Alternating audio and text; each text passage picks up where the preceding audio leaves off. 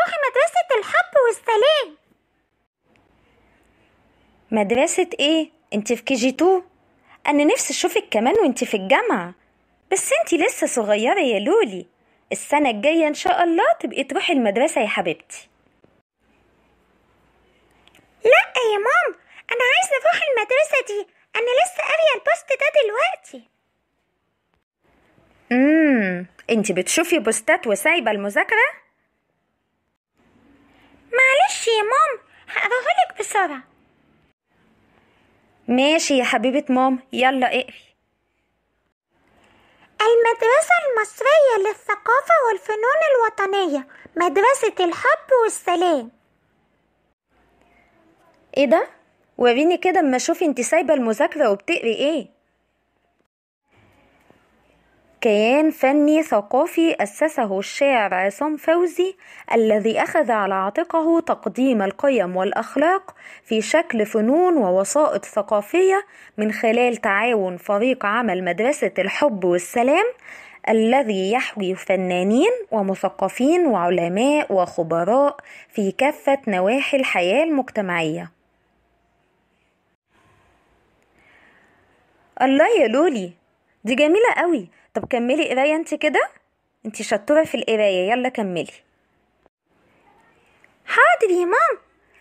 المدرسة المصرية للثقافة والفنون هي مجتمع لنشر القيم والعادات المصرية الأصيلة كما عاشها أجدادنا المصريين.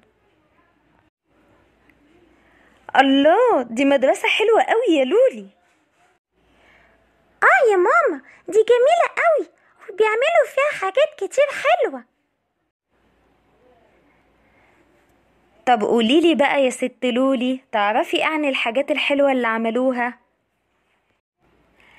اسمعي يا ماما، هقولك.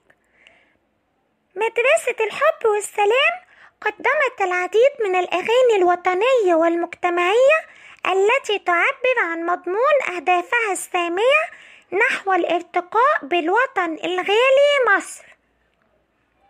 من أهم أعمالها أوبريت عاوز أكلم مصر، أوبريت حقك عليا يا بلدي، أوبريت رجعها حلوة تاني، وأوبريت من أسوان للمتوسط نورت كل الليالي، ودعاء اللي كتبه ربنا ليك. بجد يا لولي هما اللي عملوا الدعاء ده؟ تعرفي ان انا بحبه قوي وبسمعه كل يوم، عشان لازم نتعلم نكون راضيين بكل اللي ربنا يعوزه. صح يا لولي؟ صح يا ماما.